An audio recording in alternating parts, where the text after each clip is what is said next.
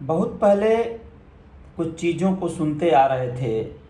एक शब्द उसमें से बार बार कानों में कौंधता था, अभिव्यक्ति की आज़ादी। इसका अर्थ पहले तो समझ नहीं आता था, लेकिन धीरे धीरे समझने का प्रयास करते करते ऐसा लगा कि अगर कोई कथाकार है, कहानीकार है, लेखक है, रिपोर्टर है, जर्नलिस्ट है, या इस तरह के कोई भी प्रकल्प पे कार्य करता है जो थोड़ा क्रिएटिविटी में आता है, तो वह अपनी इच्छाओं को, अपने मंसूबों को, अपने तर्कों को समाज के सामने किसी भी रूप में रख सकता है। जैसे लेखन के रूप में, किसी फिल्म के रूप में, साहित्य के रूप में, किसी भी माध्यम से समाज को जागरूकता देने के मकसद से वह उन बुराइयों को प्रदर्शित कर सकता है।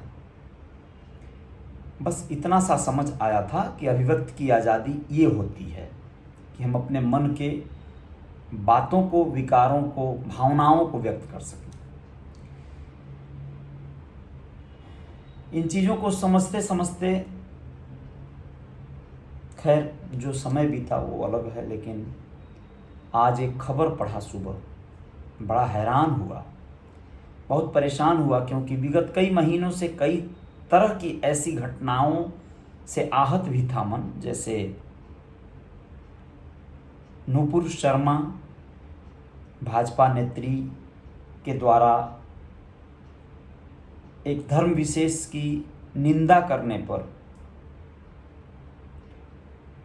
उसके खिलाफ फतवा जारी होना, उसे मारने के लिए तमाम तरह के अनाउंसमेंट करना, फिर उसके पक्ष में पोस्ट करने वालों को चुन चुन कर मारने की कवायद करना, जिसमें से कन्हैया लाल याद होगा आप लोगों को,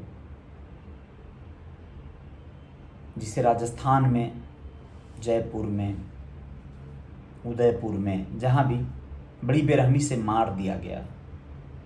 उसी तरह की एक वारदात, बहुत ही भयावह वारदात, सलमान रुश्दी, एक बड़े विख्यात उपन्यासकार, एक लेखक जो भारतीय मूल के थे और ब्रिटिश इंग्लैंड में या कहीं पर न्यूयॉर्क में रहते थे, उन पर एक भयानक हमला हुआ। 15 से 20 सेकंड में 12 से 15 वार उस व्यक्ति के गर्दन पर किया गया, एक युवक के द्वारा। इस घटना को पढ़ रहा था सिलसिलेवार, लेकिन मैं सोचा था कि वही पहले सुनाऊंगा, लेकिन एक दूसरी वारदात से मन और विक्षिप्त हो गया। कोई कैसे ऐसे सोच सकता है? किसी के मन में मानवता के प्रति इतनी नफरत कैसे पैदा हो सकती है कि लोग किसी की जान ले लें। आज संयोग रहा, एक फिल्म देखने गए थे हम लोग, लाल सिंह चड्ढा, आमिर खान की फिल्म। एक तो देश में एक ऐसा इकलौता कलाकार जीवित है जो इस बात से कोई सरोकार नहीं रखता कि उसकी फिल्म को कितना बिजनेस मिलेगा, उसकी फिल्म को कितना सराहा जाएगा।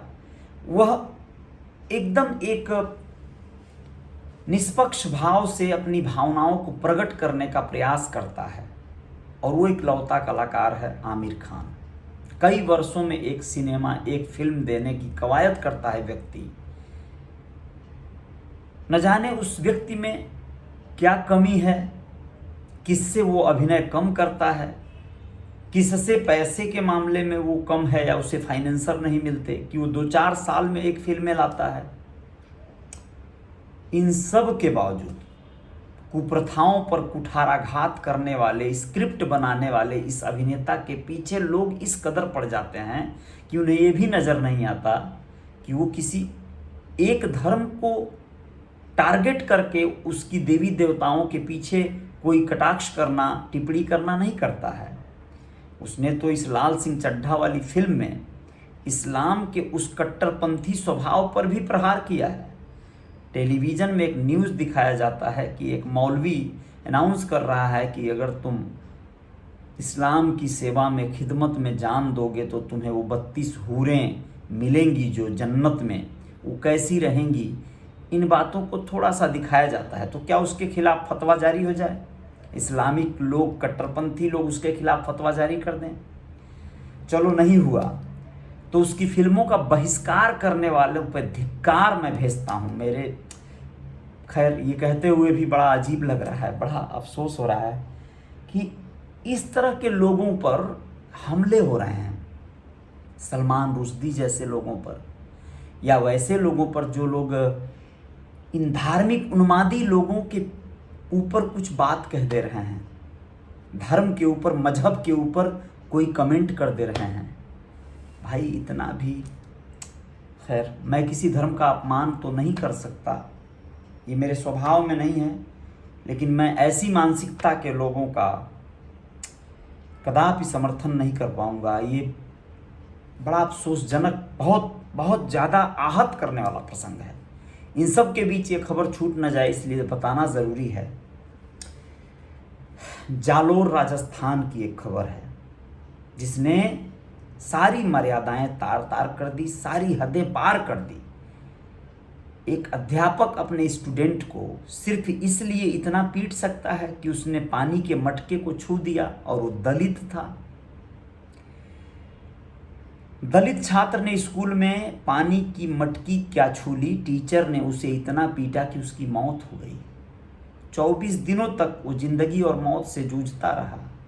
उसके कान के पर्दे फट चुके थे, लगातार खून बह रहा था। आप लोगों को बताएं कि पिछले करीब 24 दिन से बच्चे का अहमदाबाद में इलाज चल रहा था। इससे पहले उदयपुर में भी इलाज चला। घटना राजस्थान के जालोर जिले के सायला थाना क्षेत्र के सुराणा गांव की है। पिता का आरोप है कि 20 जुलाई को तीसरी कक्षा में पढ़ने वाले उनके 9 साल के बेटे इंद्र मेघवाल ने पानी की मटकी को छू लिया था।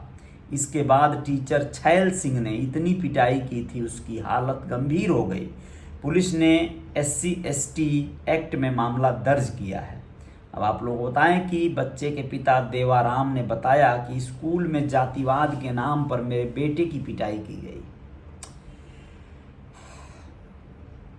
सामान्य दिनों की तरह 20 जुलाई को भी इंद्र स्कूल गया था।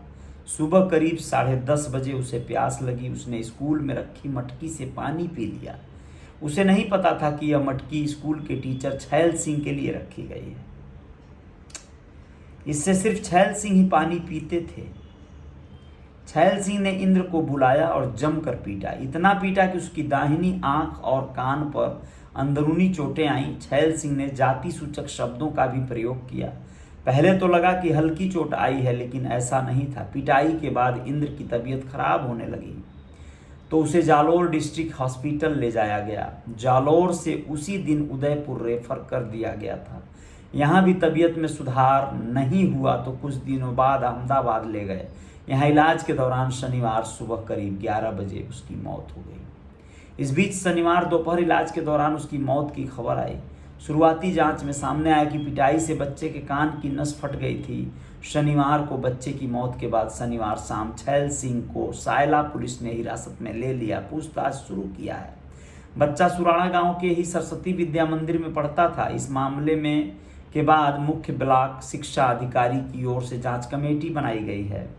आदेश में बताया गया कि सरस्वती विद्या मंदिर सुराना में एक बच्चे की पिटाई का मामला सामने आया है। पंचायत प्रारंभिक शिक्षा अधिकारी PEO अशोक कुमार दवे और प्रताप राम को जांच सौंपी गई है। घटना की जानकारी मिलने के बाद SP हर्षवर्धन अग्रवाल और CO हिम्मत सिंह बच्चे के घर पहुंचे। मामले की जांच जालोर CO हिम्मत सिंह चारण को सौंपी गई है।